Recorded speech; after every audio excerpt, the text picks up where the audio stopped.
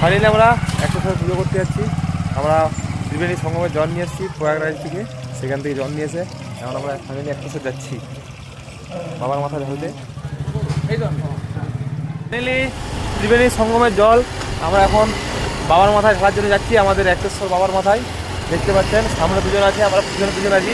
হর হর মহাদেব, হর হর মা।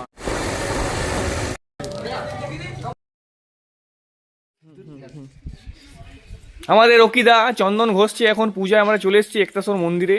এই চন্দন ঘষা চলছে।